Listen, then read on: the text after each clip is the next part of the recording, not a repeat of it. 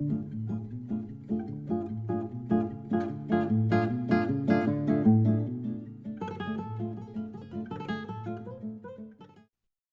right, welcome in, everybody. 5 minutes with Sean, maybe 10 on another beautiful, beautiful morning here. I am excited for today's show. Normally, I don't get excited about bureaucracy, guidelines, and bullshit, but when you do it with friends, it makes it all the easier. So in case you don't know, the panelists joining me today, we have first Mr. Tom Klein. Tom, how are you, man? I'm doing great. Thanks, Sean. How are you? I'm wonderful. Thanks for coming back on the show. Always and I would be shocked if you didn't know who our next guest was. You must live under a rock. The one, the only, Miss April Simmons. April, how are you? Fantastic. Thanks for this show, and I'm excited to spread the news, spread the word, and help bring the industry together. We need it around this topic because, like I told the both of you, I think before it even went live, I had a serious concern about whose problem this was. And it turns out I was kind of right. And it really is boiling down to a dealer function. But every time a dealer like April Simmons asks a vendor, like, I don't know, any of them, where they stand, she gets some bullshit reply. It's either a legalese, 2.5 paragraphs. But if you know April, you know that ain't going to work. So then she goes and digs in. So April, from a dealer's perspective, talk to me about month 1 of the FCC regulation game. So very interesting. This is not new. This has been, years in the coming. So this isn't like a shock and all of a sudden this just happened, in the middle of June and everyone's like, oh, I didn't know this was going to happen. We've known and known and known for a very long period of time. In fact, the original deadline was in December and the can got kicked. So everyone should have, in all reality, that can got kicked last minute. So there's no rhyme or reason that by December, people weren't really ready to go and gearing up for this. So when it came time to say, okay, we have all of our technical stuff done. I got my book, we're doing all the things. It gets down to this one section, which is what I'm really passionate about today, which is the vendor management section. And part of the guidelines in this rule is that we must take reasonable steps to select and retain service providers that are capable of maintaining appropriate safeguards for protecting customer information. We have to obligate said service providers through contract to implement and establish such safeguards. According to the government, that is what's written. This is what is required of this regulation. And I'm taking this verbiage just so that I always say where I'm taking this verbiage from. The NADA Management Series, the Dealer's Guide to the FTC Safeguards Rule. Okay, so that's right where I'm taking this from. The second thing we must do is implement, we also have to assess your service providers based on the risks they present and the continued adequacy of their safeguards. That means you have to take steps to ensure that those providers are adhering to everything. Now, here's where the big question comes into the mix. What is a service provider, right? And in reading the legal law and talking to a plethora of people, I've come to the realization that there are 3 funnels of whom thinks they're a service provider or not. And we'll get into that in a second. But what I want to start with is my big beef. There are a plethora of vendors that know there is no gray area. They are 100% part of this, right? They are submitting leads. They are selling access to a DMS, right? If you have a direct access link to a DMS or a CRM at any dealership, I am talking to you. You know 100% that you are required to adhere to this, right? We'll get to the other questionable ones in a moment. But these people know that they are supposed to do this. Now, here's where I'm frustrated. We always want to talk about dealers and vendor partners, right? And I have friends who get real feisty about that word. But the reality of it is I do look to my vendor partners to help and assist. So here's where the real frustration comes into play. If the vendors know that this should happen. Let's put an emphasis on the assist part, right, April? Okay. Yeah. I think she's about to get. Well, April and I have had a few conversations about this, so Yes. I just want to tee this up right for you, April. Yeah, Right? This is where failure. If I had a button for an alarm that says failure, this is it. I'm now reaching out to my reps, the only people I know to reach out to try to figure out who is going to sign the contract and who is going to do the assessment. The two things that, as I just stated, are requirements. These people know nothing. So they're helping, right? They're digging, they're calling, they're reaching out to their people. That is crap. That is crap. Vendors, I do not understand why, if you know this has to be done, you have not sent out a memo to all of your dealer-facing reps to say, reps, please advise your dealer that this is where they need to send the contract and this is where they need to send the assessment, and we are happy to take care of that for them. Every dealer has to do this. We're all in the throes of it. Why is it being so difficult? The amount of emails per vendor that I'm having to deal with just to try to find the person to actually help me is absolutely uncalled for. So my feistiness is not to be like, mad about anything. I just don't understand when we've all known this was coming for years. Most of them know that they need to do something. The lack of communication on who the person is that we need to be reaching out to is my number one core beef. Vendors, get it together and help your dealers through this. This is a massive uphill battle for them to get through all of this. We're just looking for your assistance in getting to the finish line. Yeah, you use the word assist, and you're totally right. And then so Tom, when you, from your perspective, right, the way I'm sure you have been dealing with this as much as anyone, April's perspective of assist, as you said, don't you believe that? And I think when you and I talked about this, I felt like the vendors had to have a plan. They don't have one. Isn't this sort of shifting to them having to have a better sort of plan to deal with this because of what April is saying? Well, April is being generous because some of the emails that she shared with me and that I've seen from other dealers, I would call it obfuscation. They're just trying to not deal with the issue at all. And some of these are the largest vendors in the space. I'm not naming any names, and nor is April, unless April wants to. But some of these are the largest names in the business who provide leads, who just send a bunch of words on a page that say that they don't need to comply. That's where it starts. They're saying they don't need to comply. And then we have to push back and say, you do need to comply. But just to tell you the kind of level of silliness that this has, and I don't know another word off the top of my head, but I have a vendor. I was at a dealer client yesterday and we were reviewing various parts of this, and he bought his compliance software from a vendor he already uses. I'm not mentioning the vendor, but we went to look at the vendor management piece of that software yesterday. And this particular company has another division. This is like a small part of what they do, is to provide software. Well, we went on the vendor compliance part, and there is their company inside their software showing as non-compliant. I mean, people, this is What like is my shocked face. This is my shocked face. This is what I'm talking about, though, Tom. Like there's just this idea of lack of preparation. You know what I mean?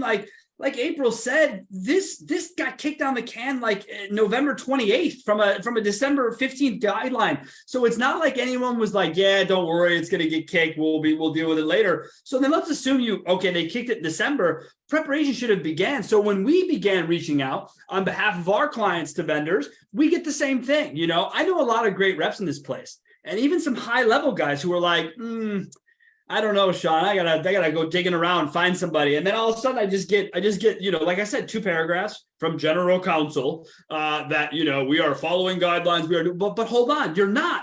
They're because not. if you were, then you'd be accepting of April and the many other dealers who have lined up asking you for your assessments, for your POCs, so that they can do what they need to do. I mean, look, we're not a big company. But for our clients, we look in their CRM. We don't go into personal client data. We are literally only allowed to look at reports. Guess what? We did this. We filled it out. My team went through the assessment, like 40 questions or whatever. And they're like, dude, is this necessary? Yes, it is necessary. If the client asks us to do it, we're going to do it. So you want to call it silliness. I want to call it lack of preparation and bullshit, because what's happening is that these guys don't want to spend the money. And I don't know what money's involved, and I don't really give a shit because they make plenty of it. So even the biggest, baddest animals in our place, they have a plan. They have a plan. Yet here's my dealers who need to be buttoned up and perfect so they don't get fined. So this is, to me, a big, big watershed moment for that relationship. So much so that April has, I don't know if she wants me to say this, but I'm going to say it. She has gone back on the idea of vendors being partners to her. This has ruined her feeling on that. April, how are the vendors going to make this right in your world? What is happening now? Because you've been through some general counsels, you've been through some outsourced counsels. I mean, you have talked to a lot of people. What's changing right now for dealers they should be aware of? Have they established any POCs? Are there anything dealers can know as of now to go attack?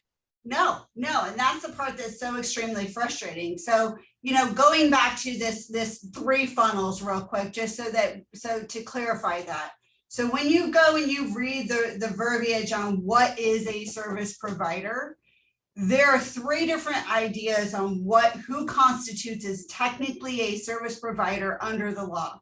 And here's the part that I don't like, Sean. Based on everyone I've talked to, they basically have said there is no way that we'll be able to really determine what a service provider is until 2 or 3 dealers are actually fined.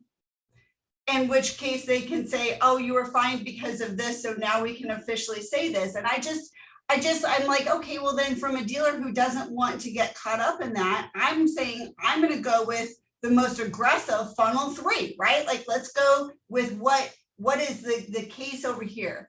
So let's talk about that for a second. Funnel number 1, no question about it, no way you're getting past this. If you have direct access to a CRM or a DMS, you must comply. If that is you, stop what you're doing now. Go talk to your upper management, find out who the point of contact is, find out who's going to be taking the assessments, reach out to your dealer and say, here's your person to reach out to. If you have that, do that. Be proactive, be the hero. Because if you don't, accept that you are probably going to get canceled. But here's the good thing about this. This gives you guys a real opportunity to go in and look who the fuck has access to your DMS, because so many of you grant things and then you fire people and you're like, oh, I fired them, they're going to remove themselves. They're not, okay? I've got Google Analytics accounts going back 10 years from when I started my company, okay? So people don't just cancel and get rid of it. So go and clean up your access points to your DMS. Tom Klein, I see you shaking your head. Is that what you're seeing? Is people taking advantage of this opportunity to go look through these things and take a second look? Well, I haven't specifically seen that, Sean, but you're required, if your vendors aren't complying, you're required to replace them. The end. Now, there's some, I'm going to say there's some exceptions to the rule, although the law doesn't say there's an exception. But if your OEM isn't compliant, okay. Also, you get rid of them, Tom. Right. But as April has pointed out to me, they're the ones that could give the shit least.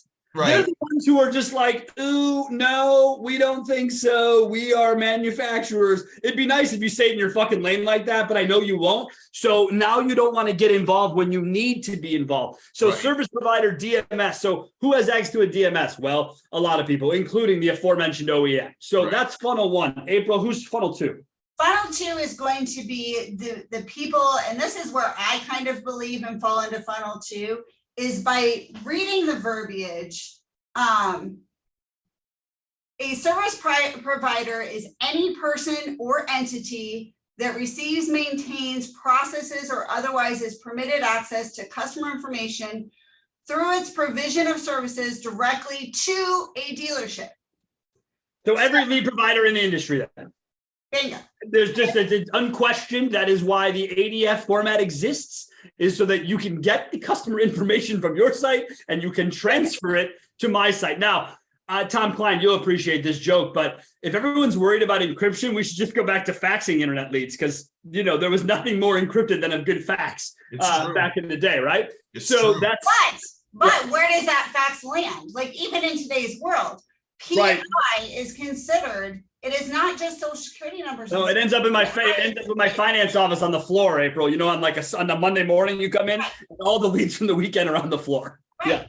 So PI is basically is just a person's name. Honestly, that's enough. PI can just be a person's name. Which your chat provider gets. I mean, if you want to look at it that way, if you have outsourced chat, they're getting 100%. information, And right?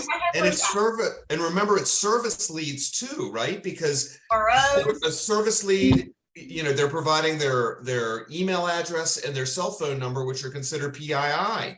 So, right, and those are all access points into typically like funnels, right? So like the X times the world, you have to like log in and shit when you show up to a dealer's website. You have to do all that, but it's housed on our site. Even if it's a pass-through click, if you looked at the original person responsible, it would be my website. That's how the consumer got to that funnel.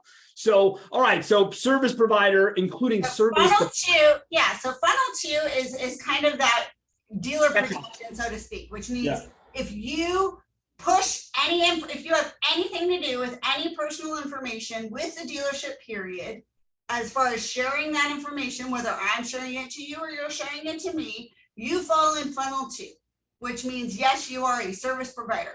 That's actually how I read it. I read funnel two. That's the way I interpret the words I just said. Okay. And what's funnel three? Funnel three is to actually say that it goes a step further, that these vendors are actually required to do this, fall under the same guidelines as the dealership, meaning that by osmosis, they actually have to hold their vendors accountable to the same high scrutiny that we are actually held responsible.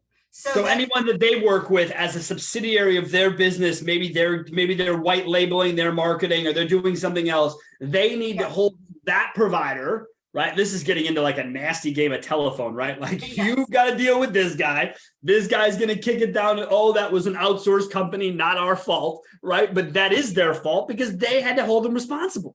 Bingo. So now, funnel two for me, like, I'm not saying like I don't care about funnel three, but to me, funnel three is the vendor's responsibility. Why should I give a shit about funnel three? Like, I'm sorry, that is so someone else's problem. Like, we're trying to deal with our version of funnel three from the dealer perspective and the vendors we use, but to worry about the vendors you people use, pass. That is a hard pass. To Tom Klein's point, it's time to replace you if this is where we're at. But again, April, let's talk about replacement real fast because Tom brought it up.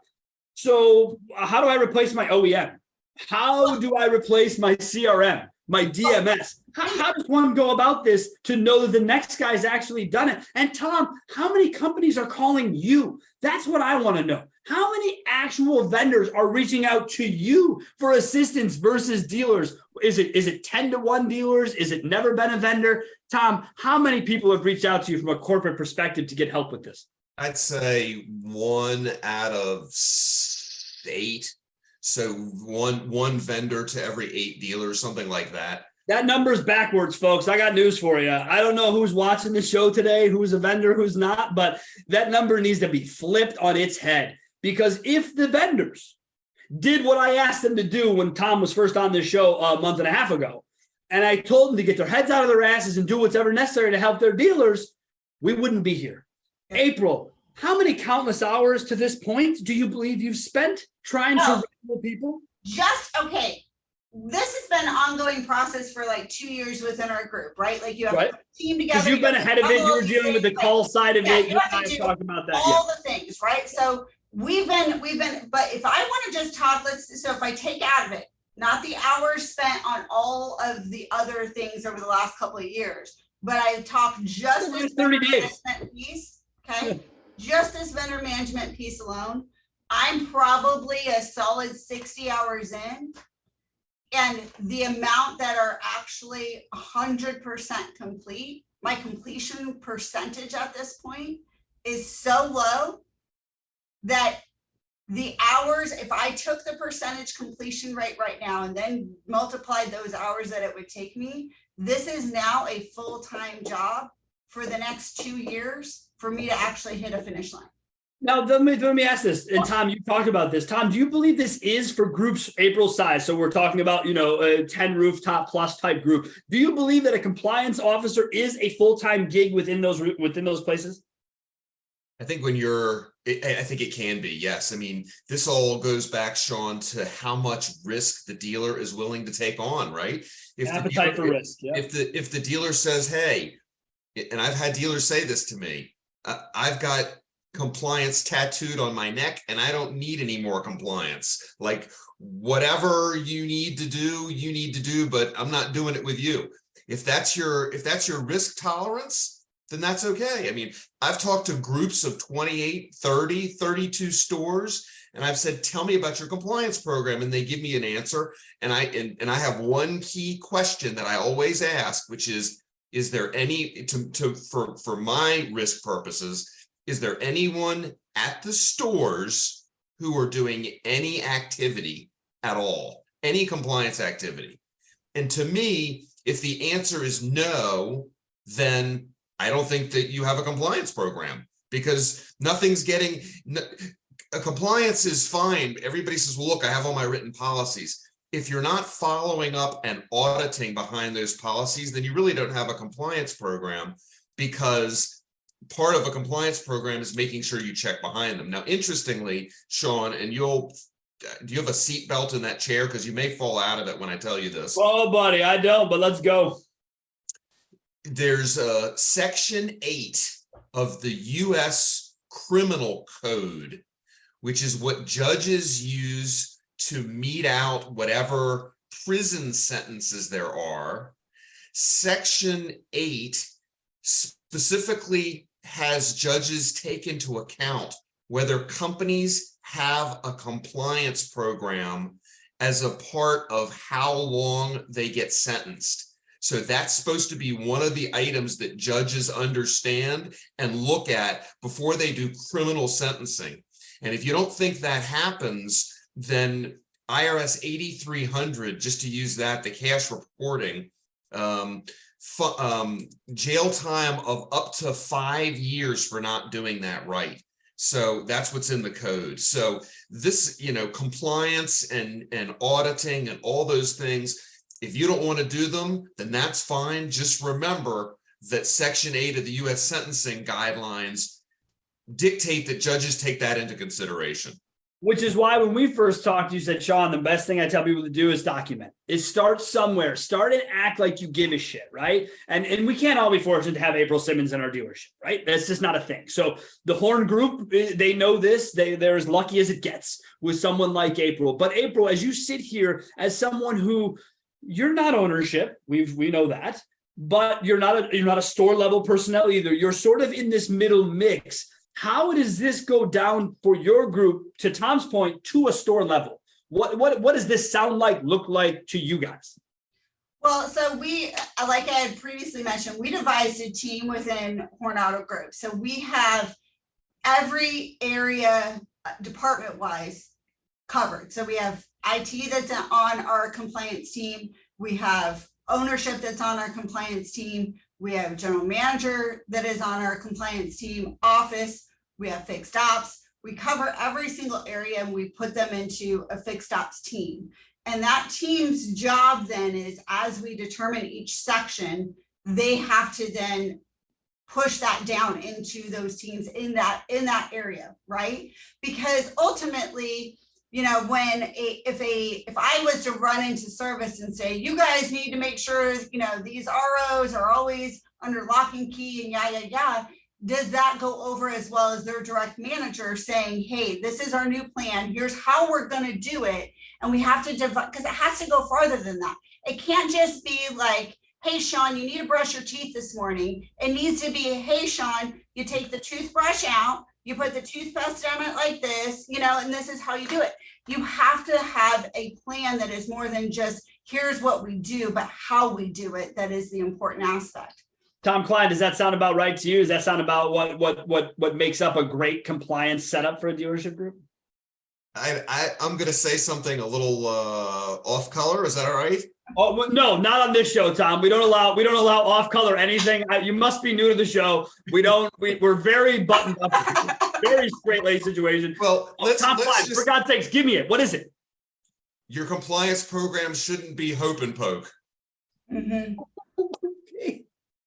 How's that? That dude, hey, look, I'm with you. I'm with you. It should not be anything regarding hope as it relates to anything. And that's what I like about April and her team. They've devised a plan. They get it down to the store level. So as we sort of look, you've been great with your time. We're all fired up here.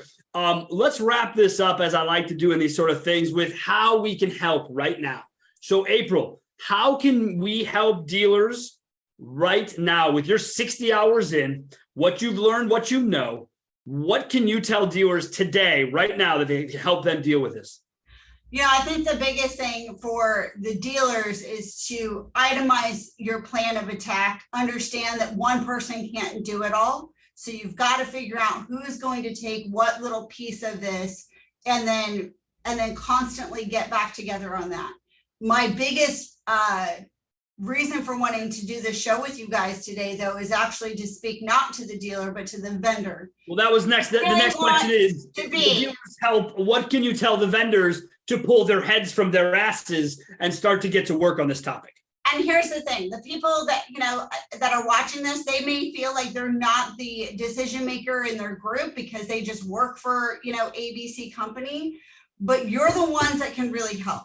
You're the ones that, if you're watching this and you are at any level, at any type of company that works for a dealership, whether you're a bank, you're an OEM, you're a vendor of any sort, please ask your boss to find out whom is the person that is supposed to sign the contract, whom is the person who is going to take care of assessment, and proactively tell your dealer, hey, Mr. Dealer, this is who you need to reach out to.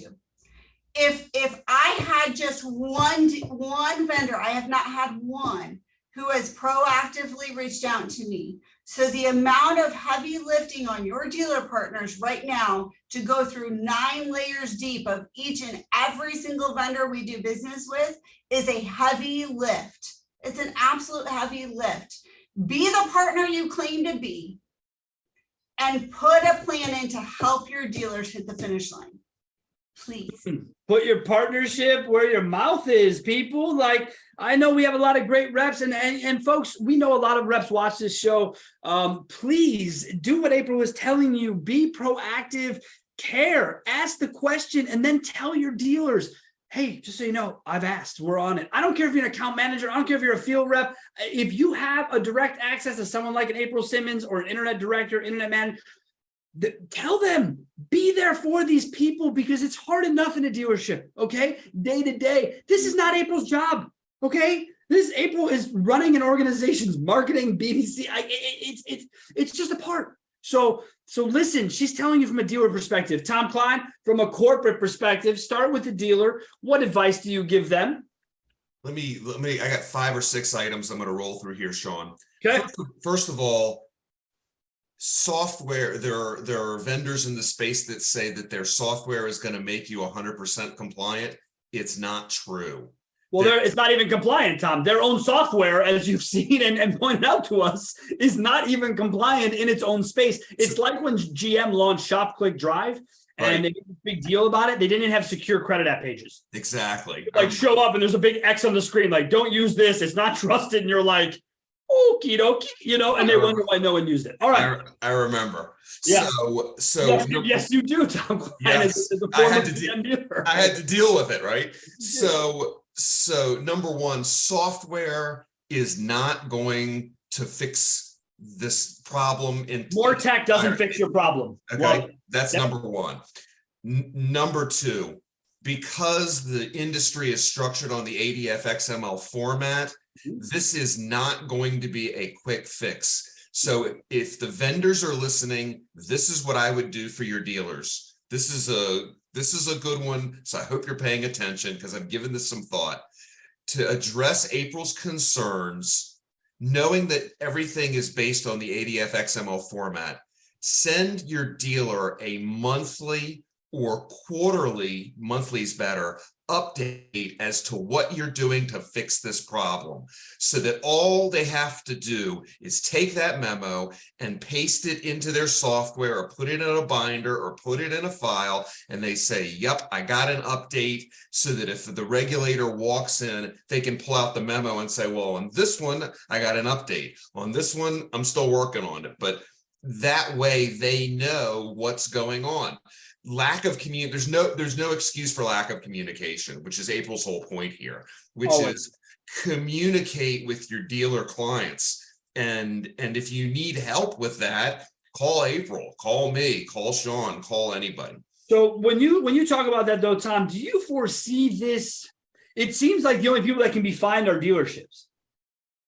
Am I hearing this correctly? I mean, do you believe the vendors will be fined? Do you believe, how do you believe that part of the discussion will go? Well, it depends. Two things. Number one, it depends on what your contract says with that vendor. So dealers, take a look and see if you are indemnifying that vendor. Then if you get hit with a fine and you try to sue your vendor, it's not going to go anywhere, because they're going to say, you've indemnified us for this. Now, I'm not a lawyer, as everybody knows, but you would certainly have an argument over that. So it really depends, number one, contractually, and number two, it depends on whether there's a data breach, and it depends on what level of insurance coverage that your vendor may have, which would respond to any lawsuit that the dealer may bring. So it's kind of a very complicated stew that depends on, a lot of different things. Like most of this stuff. All right, that was number 3. What do you got for number 4? Go through, when I was at my clients yesterday, I went through their information security program. And if you had one that the software has generated for you, go through it and make sure, and I've got probably 50 highlighted items on this ISP, make sure that that's actually what you're doing. It sounds very obvious, but if you haven't read your ISP, take out those parts. If you're not doing it, don't hang yourself by having a document that you've signed, that you hand to the FTC, and they're going to say, oh, well, did you do this? And you're going to say, it's like, well, Tom told us to document, so that's what we did. And they're like, no, you have to do the shit you talked about doing. Right. You can't just document shit and be like, yeah, we're all set here. Thanks a lot. Have a nice day. But no, it doesn't work that way. So make sure that what you're looking at is actually what you're doing. Otherwise, you're going to hang yourself with your own document. So that's the next item. Number 5. Cyber insurance. Make sure you have a policy, because this is all about a cyber breach, right? That's really when this is going to come into play. Well, one of two things, actually. A cyber breach, number one, or if you have terrible customer complaints, that's when traditionally the FTC and the CFPB have come in to dealerships. I mean, you can look at Passport, and you've heard me say this before, Passport Automotive, Paul Blanco in California, Dan O'Brien Kia. Well, that was an attorney general issue. Napleton Automotive from last year. They all started with customer complaints. So, that had nothing to do with data breaches. This was just a way that you were brought into the lens of the people looking at this sort of thing, right? That's what you're saying. You're talking about customer complaints, about service, about sales, about playing, whatever it is that in the car business we all deal with. April today probably woke up to 3 reviews and saw customers complaining or whatever. This is every day. That is, so it's like the guy who gets pulled over for drunk driving because his taillight's broken. Right? Exactly. It wasn't swerving, wasn't doing anything, but broken taillight, now you're fucked. Exactly. So that's what this is. Wow, that's scary to think about. And then I guess kind of the last thing is just a tip, which is you're not going to reinvent this. This isn't going to happen in one day. You can't sit down and just do it.